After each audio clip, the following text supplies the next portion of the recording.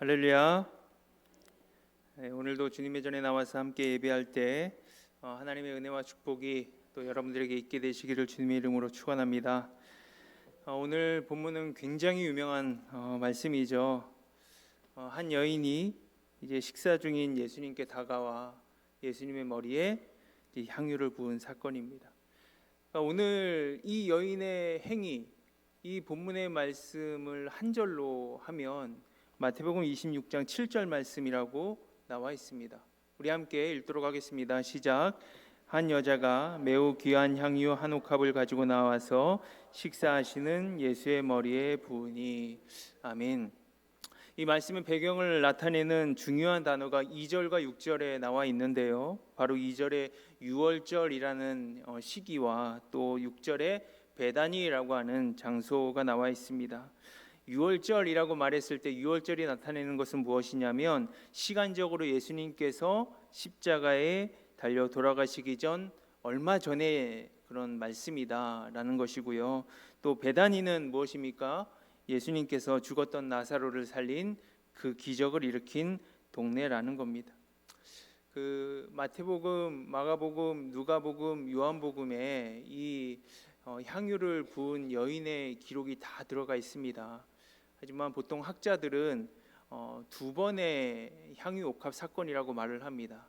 누가복음은 다른 사건이고 마태복음, 마가복음, 요한복음은 시기와 또 장소가 비슷하다고 해서 그 마태복음, 마가복음, 요한복음에 나와 있는 그 향유 옥합을 부은 여인을 동일한 사건이라고 보고 있습니다. 그러니까 요한복음에 따르면 그곳에 나사로가 있었고 마르다가 음식을 준비하고 있었다라고 기록이 되어 있어요. 그러니까 한 여인이 향유를 붓는데 그 여인이 누구겠습니까? 마리아죠. 요한복음 12장 3절 말씀을 보면 이렇게 나와 있습니다. 함께 읽습니다. 마리아는 지극히 비싼 향유 곧 순전한 나드 한 근을 가져다가. 아멘. 마태복음에는 옥합 한 개로 나와 있지만 요한복음에는 나드 한 근이라고 나와 있습니다. 당시 그 무게 단위는 그 리트라라는 단어를 쓰고 있어요. 그러니까 나드 한 근이라고 얘기할 때 그 향유 300g 정도 된다라고 그렇게 하더라고요. 꽤 많은 양이죠. 그 향유를 스파이크 나드라는 그 식물에서 채취를 한다고 합니다. 저건 열매고요. 그 다음 사진을 보면 이 스파이크 나드라는 그 식물의 뿌리에서 그 향유를 채취한다고 해요. 이 식물은 해발 3,000m에서 5,000m 정도 되는 그 높은 히말라야 지방에서 나는 식물이라고 하고요. 그렇기 때문에 굉장히 얻기 힘든 고귀한 향을 가지고 있다고 합니다. 그러니까 한두 방울만 사용해도 그 방 안에 그 향이 가득했다라고 해요. 그런데 오늘 마리아는, 이 여인은 어떻게 했어요? 300g을 다 부어버린 거예요. 그러니까 그 집 안에 얼마나 향이 가득했을까요? 잘 아시다시피 예수님께서는 이 행동을 칭찬하십니다. 어떻게 칭찬하십니까? 10절 말씀을 보면 그가 내게 좋은 일을 했다라고 그렇게 말씀하세요. 그녀의 행동이 아름다운 일이고 선한 일이고 가치 있는 일이다라고 그렇게 말씀을 하신 거죠. 그런데 오늘 우리가 주목해서 볼 한 가지 점이 있습니다. 그것은 무엇이냐면 제자들이 어떻게 받느냐라는 거예요. 예수님은 이 여인의 행동이 너 선한 일을 했어, 좋은 일을 했어, 아름다운 일이야, 정말 가치 있는 일을 했어, 이렇게 칭찬하셨는데 그럼 제자들은 어떻게 받냐라는 것이죠. 당연히 예수님의 제자라면 예수님 칭찬하셨기 때문에 이 여인이 정말로 본받을 만한 일을 했다, 우리도 저렇게 해야 되는데, 이렇게 부러워해야 되잖아요. 그런데 오늘 제자들이 그렇지 않습니다. 마태복음 26장 8절 말씀을 우리 함께 다 같이 읽어보겠습니다. 시작. 제자들이 보고 분개하여 이르되 무슨 의로 이것을 허비하느냐. 아멘. 이 말씀을 묵상하면서 제자들이 왜 분개했을까? 완전히 예수님과 다른 반응이에요. 분개하다를 헬라어로 찾아보니까 아가낙테오라는 헬라어를 쓰더라고요. 들끓다. 그러니까 마음이 부글부글 끓는 거예요. 몹시 괴로운 겁니다.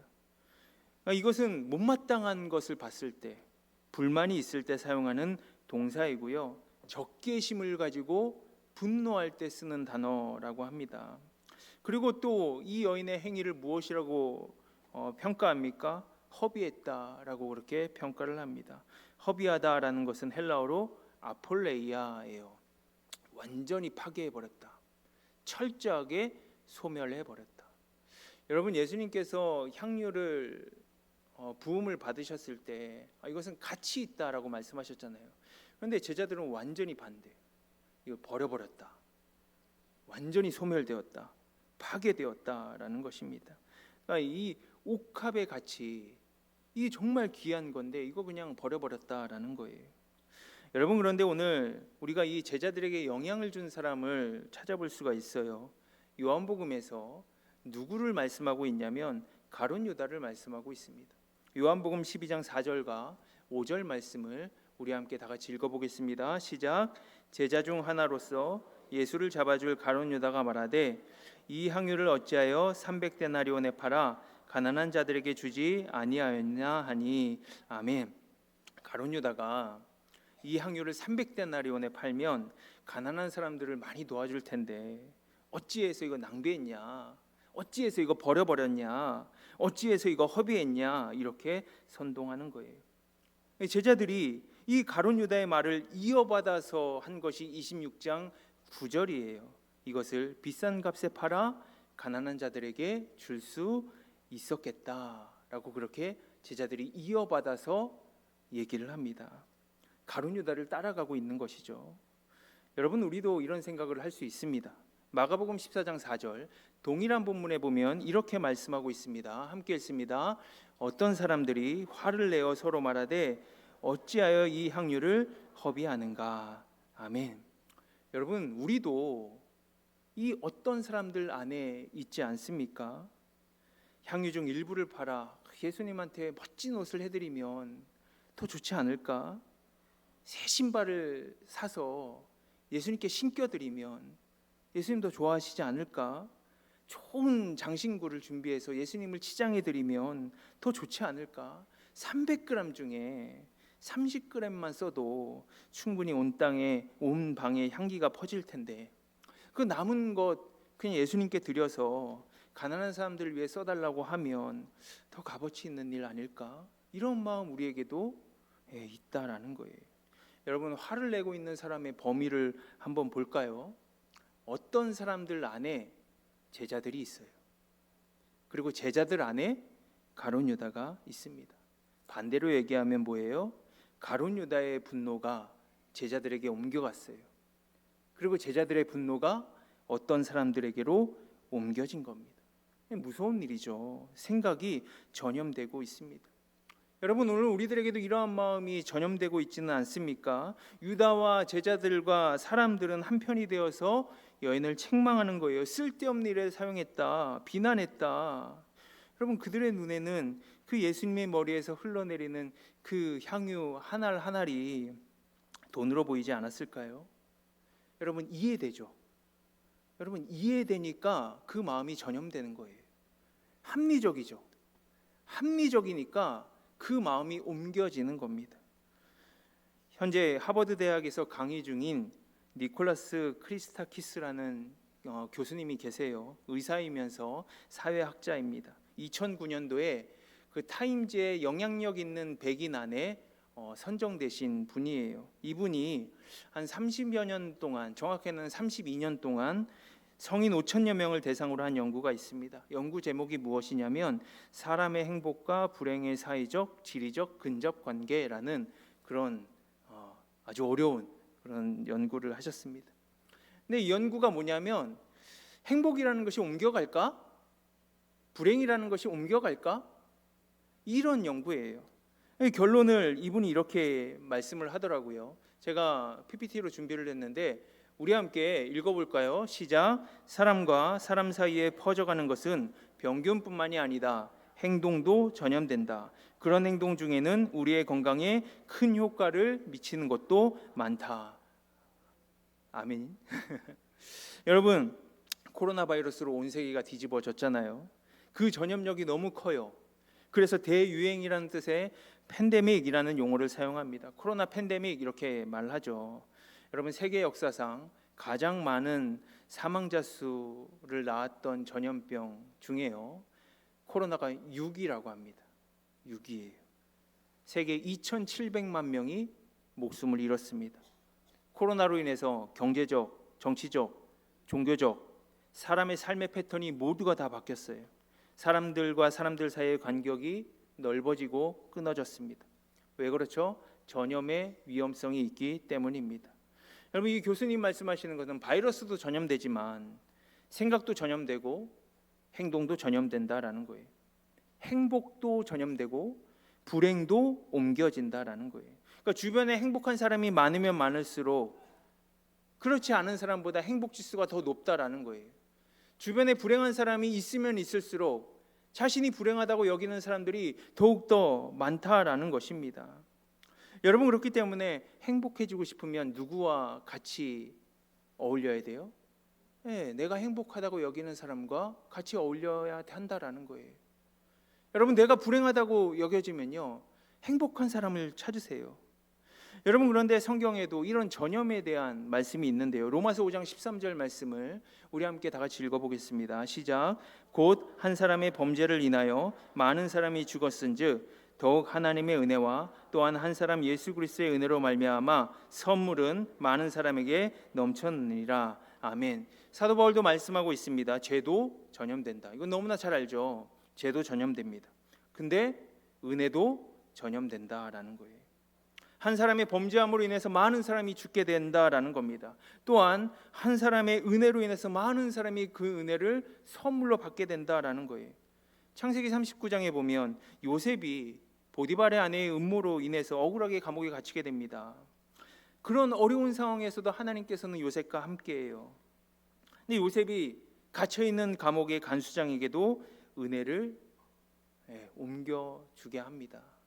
또 술 맡은 관원장과 떡 맡은 간원장에게도 그 은혜가 옮겨지게 되는 것이죠.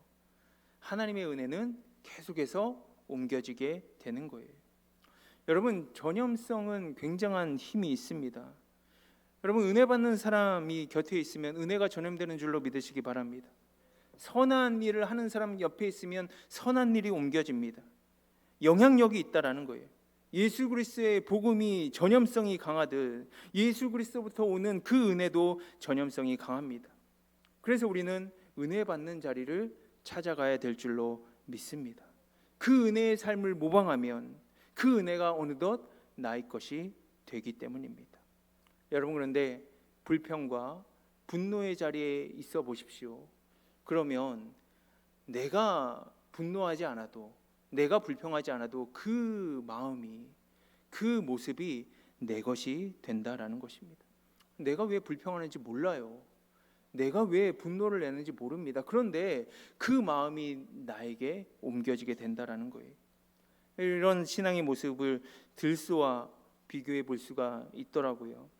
여러분, 아프리카의 넓은 초원에 수백 마리의 그 들소떼가 풀을 뜯고 있었습니다. 그런데 뱀이 그중 한 마리의 발목을 물었어요. 그러면 들소가 얼마나 깜짝 놀랐겠어요. 그 뱀에게 물린 들소가 화들짝 뛰더니 갑자기 뛰기 시작합니다. 그러니까 한 마리가 뛰기 시작하니까 옆에 있던 들소들도 영문도 모르고 함께 뛰기 시작하는 거예요. 나중에는 수백 마리의 들소떼 전체가 한 방향으로 뛰기 시작하는 겁니다. 수많은 들소가 뛰고 있는데 뛰는 이유를 아는 들소는 몇 마리예요? 한 마리밖에 없어요. 나머지 몇백 마리는요, 그냥 뛰는 겁니다. 근데 왜 뛸까요? 나만 혼자서 가만히 있으면 혼자 남기 때문입니다. 그리고요, 또 수백 마리의 들소떼들이 함께 뛰기 때문에 내가 움직여야지, 내가 움직이지 않으면 다른 들소떼에 밟혀 죽을 수도 있기 때문입니다. 여러분, 그 들소떼가 뛰는 방향이 절벽이라고 생각을 해보세요. 영문도 모르고 뛰는 그 들소는요, 그냥 절벽 아래에 떨어져 죽는 겁니다. 제자들이 그런 들소와 같았다라는 거죠. 화를 내고는 있는데 그 이유를 정확하게 아는 사람은 누구밖에 없어요? 가룟 유다밖에 없다라는 거예요. 가룟 유다의 분노가 제자들에게 옮겨왔고 제자들의 그 분노가 사람들에게 옮겨졌다라는 겁니다. 그럼 왜 정확한 이유도 모르면서 화를 내겠습니까? 내 안위 때문이죠. 내가 이해되는 것, 내가 좋아 보이는 것, 그것이 이유이기 때문입니다. 전적인 자기중심, 전적인 자기사랑이 나에게 있다라는 것이죠. 여러분, 근데 오늘 예수님께서 가룟 유다가 또 제자들이 어떤 사람들이 분개하면서 화내면서 비싼 값에 향유를 팔아 가난한 사람들 돕는 게 더 좋다라고 말할 때 예수님 뭐라고 말씀하시냐면 마태복음 26장 10절 말씀에 이렇게 말씀하십니다. 예수께서 아시고 내가 그 마음을 안다라는 뜻입니다. 헬라어로 기노스코예요. 기노스코라는 말은 절대용으로 쓰이는데 완벽하게 안다, 확신한다라는 뜻입니다. 확신한다 옆에 가로에 표현되지 않은 다른 것과 함께 안다라는 거예요. 그러니까 내가 말을 하면 그 말하는 것과 함께 내 이면에 있는 그 생각까지 다 안다라는 거예요. 예수님 가룟 유다의 생각도 아시고 제자들의 생각도 아시고 어떤 사람들의 생각도 아신다라는 거예요. 여러분, 오늘 이 예배당에 앉아 있는 또 저와 여러분들의 생각, 여러분들의 마음 하나님께서 완벽하게 아시는 줄 믿으시기 바랍니다. 그래서 우리의 마음을 잘 관리해야 되는 거예요. 은혜의 자리를 더 찾아가야 되는 겁니다. 내 안에 분노가 없게, 내 안에 불평불만이 없게, 내 안에 평화가 있게, 내 안에 예수 그리스도의 그 마음으로 가득 채울 수 우리가 있어야 한다라는 거죠. 그 예수님께서 아시는 그 가룟 유다의 마음은 무엇입니까?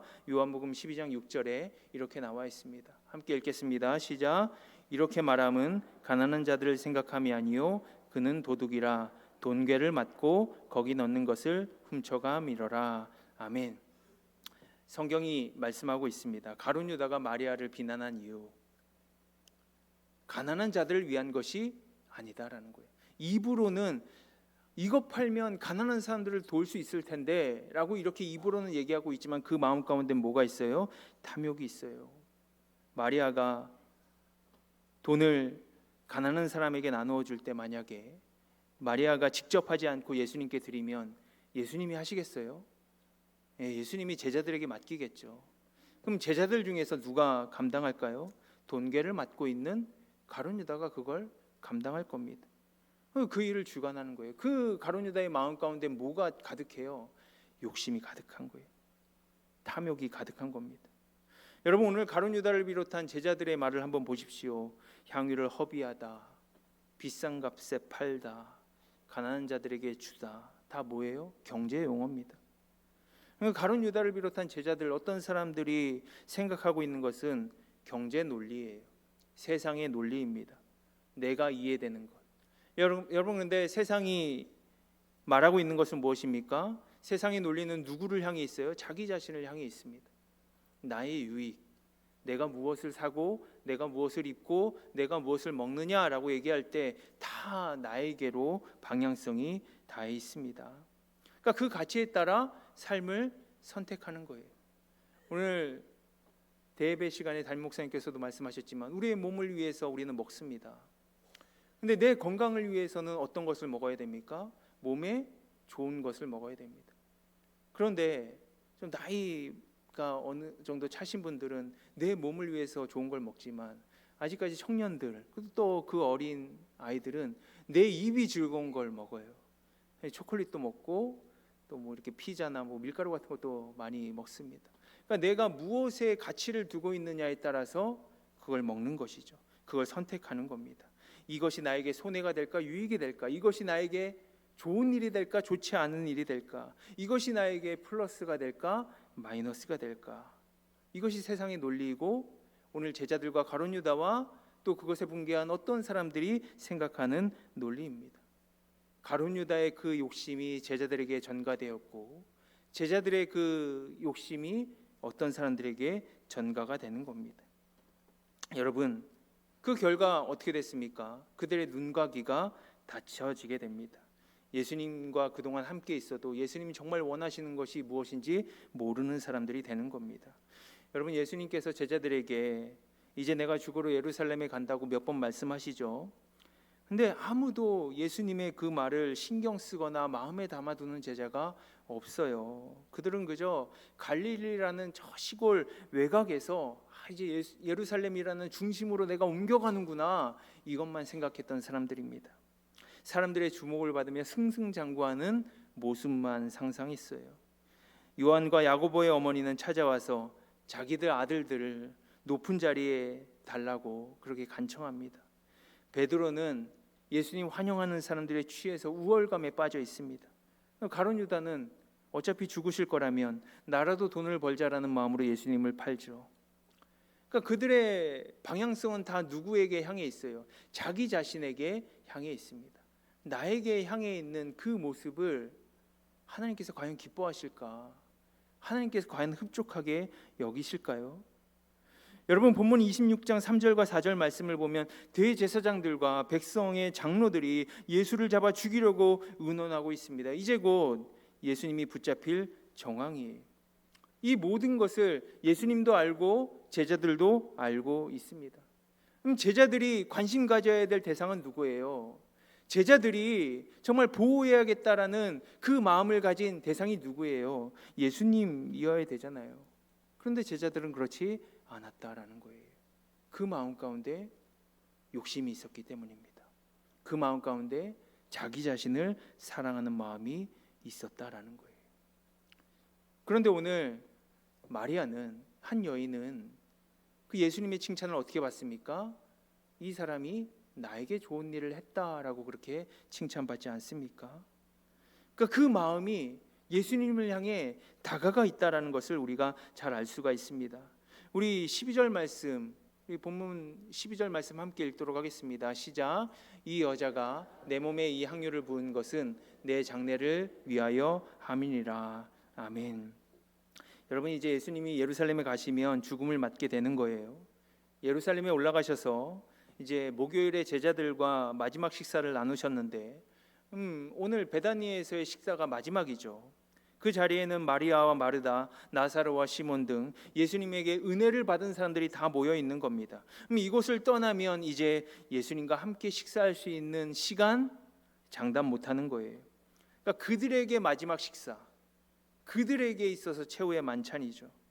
마리아가 그 사실을 알았는지 몰랐는지는 잘 알 수 없지만 이 자신이 가지고 있었던 향유를 다 쏟아부었다라는 것을 보면 내가 예수님을 만나는 것이 마지막이 아닌가? 이걸 마리아는 알고 있었던 것 같아요. 한 방울 두 방울 모았던 그 향유를 예수님에게 다 쏟아부었다라는 것은 여인이 가장 기다리는 날이 자신이 결혼할 날인데 그 결혼보다 더 중요하고 소중한 날이 그 예수님께서 돌아가실 날이 곧 온다라는 것을 마리아는 알았던 것 같아요. 예수님 돌아가시면 나는 이제 예수님 못 보는 것 아닐까? 이런 생각이 드니까 묻고 따지는 것 없죠. 그냥 자기가 가장 소중하게 여기는 것 주님께 드린 겁니다. 예수님을 사랑했기 때문이죠. 여러분, 이 본문은 너무나 우리가 잘 알기 때문에 우리가 예수님을 마리아처럼 사랑해야 한다는 것은 너무나 누구나 다 잘 아는 말씀일 겁니다. 그런데 오늘 예수님께서 오늘 12절 말씀을 다시 보면 이 여인이 행한 것은 무엇을 위하여 했다고요? 내 장례를 위하여 했다라고 그렇게 말씀하는 이유는 무엇입니까? 이 기회가 아니면 이 향유를 쓸 시간이 없다라는 거예요. 그러니까 적절하게 써졌다라는 것이죠. 이 기회를 놓치면 이 향유로 다시 섬길 시간이 없기 때문에 예수님께서 칭찬하셨다라는 겁니다. 예수님 요한복음 9장 4절에 이런 말씀을 하신 적이 있습니다. 우리 함께 읽습니다. 때가 아직 낮임에 나를 보내신 이의 일을 우리가 하여야 하리라. 밤이 오리니 그때는 아무도 일할 수 없느니라. 아멘. 여러분, 우리도 옥합을 안에 향유를 모으고 있는 사람들이죠. 내 향유를 깨트릴 날이 분명하게 있습니다. 내 향유를 깨트릴 시간, 그 기회가 분명하게 있어요. 근데 그 시간은 언제예요? 지금 이 시간밖에 없습니다. 여러분, 어제가 여러분들의 시간입니까? 아니에요. 어제는 우리들의 시간이 아닙니다. 내일이 여러분들의 시간일까요? 아니에요. 내일도 여러분들의 시간이 아닙니다. 우리의 시간은 언제밖에 없어요. 지금 이 시간만 내 시간입니다. 어제도 주님의 시간이고 내일도 주님의 시간인 거예요. 지금 이 시간이 내 시간이에요. 지금 이 시간이 내가 향유를 모을 것인가, 그 옥합을 깨뜨릴 것인가, 그것을 결정하는 시간이라는 겁니다. 여러분, 2023년 8월 20일 주일, 이 주일 성수는요, 주님께서 받으시는 예배는요, 지금 이 시간밖에 없다라는 거예요. 다른 날 드리고 싶어도 드릴 수가 없어요. 오늘 받을 은혜는 오늘 받아야 되는 줄로 믿으시기 바랍니다. 그래서 우리는 나중에 내가 형편이 나아지면, 나중에 내가 좀 더 시간의 여유가 있으면 그때 옥합을 깨뜨리겠습니다, 이런 생각들을 많이 하지만 주님이 원하시는 시간은 지금이라는 거예요. 마리아가 예수님의 장례를 위해서 그 시간에 깨뜨렸던 것처럼 우리 또한 주님께서 원하는 시간이 있다라는 것입니다. 그래서 그 시간을 어떻게 하신다고요? 마태복음 26장 13절 말씀을 보면 이렇게 말씀하십니다. 함께 읽습니다. 시작. 내가 분명히 말해둔다. 세상 어디든지 이 복음이 전파되는 곳에는 이 여자가 한 일도 알려져서 사람들의 기억에 남을 것이다. 아멘. 사람들이 기억하는데 예수님 어떻게 잊어버리실 수가 있겠습니까? 여러분, 우리가 옥합을 깨뜨릴 때 예수님께서 기억해 주시는 줄 믿으시기 바랍니다. 여러분, 옥합을 깨뜨린다라는 것, 향유를 다 주님 앞에 부어 드린다라는 건요, 세상의 논리로 봤을 때는 비효율적입니다. 비합리적이고요, 비이성적입니다. 그런데 주님께서는 그것을 기억하신다라는 거예요. 다른 제자들과 같은 사람들이, 다른 어떤 사람들이 아니 뭐 저렇게까지 하느냐라고 얘기하지만 주님께서는 기억하신다라는 거예요. 어떤 배가 폭풍우를 만나서 항로를 이탈했대요. 높은 파도를 쌓아다가 무인도에 도착을 했다고 합니다. 그 안에 있던 승객들이 그 섬에 정착을 했어요. 다행히 그 무인도에서 몇 달 살 정도의 그런 식량이 배에 있었다고 합니다. 게다가 그 땅은 비옥해서 씨앗을 심기만 하면 이제 몇 달 후에는 풍성한 식량을 얻을 수 있는 거예요. 그들은 어떻게 하겠어요? 씨앗을 심기 위해 땅을 팝니다. 그런데 땅을 파다가 황금을 발견하게 되었어요. 사람들이 흥분하기 시작합니다. 속된 말로 눈이 이렇게 돌아갔나 봐요. 그래서 다른 땅까지 계속해서 파기 시작해요. 뭘 하려고요? 황금을 발견하려고요. 동분서주합니다. 몇 달 후에 황금이 산더미같이 쌓였다고 해요. 그런데 그들의 식량은 점점 바닥을 드러내고 말았습니다. 그제서야 사람들은 밭에 나가 땅을 일구어 씨앗을 뿌렸지만 이미 때가 늦어요. 파종할 시기를 놓쳐버린 겁니다. 황금은 산더미같이 있는데 그 옆에서 굶어 죽고 말았습니다. 여러분, 우리는요 천국을 바라보는 사람들입니다. 근데 이 세상은요 천국에 그렇게 관심이 없어요. 이 세상에서 좋은 집 사서 이사갈 준비는 잘하면서 향유를 계속해서 모으는 삶을 살지만 인생의 마지막 이사지인 천국에 대해서 준비는 하지 않는 사람들입니다. 근데 여러분, 천국을 어떻게 준비하겠습니까? 향유를 계속해서 깨뜨리는 거예요. 옥합을 계속해서 깨뜨리고 그 향유를 예수님 좋아하는 곳에 계속해서 부어드리는 겁니다.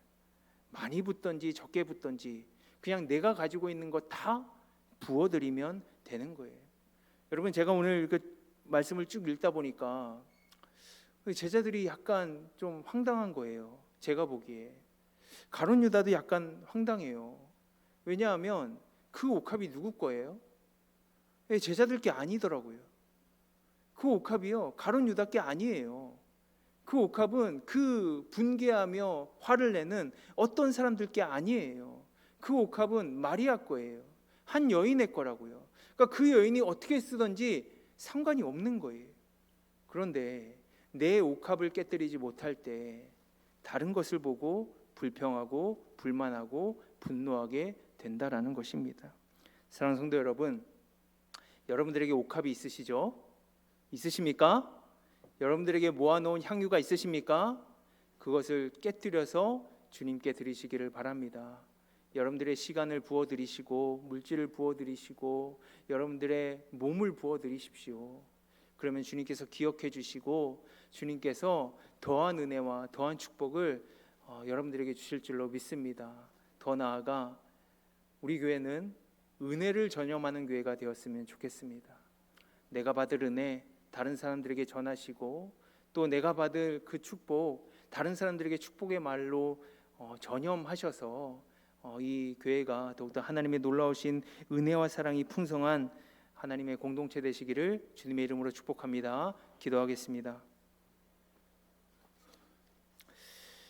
하나님 아버지 감사합니다. 놀라우신 하나님의 사랑 덧입게 하여 주셔서 인도해 주시고 축복하여 주심을 하나님 감사합니다.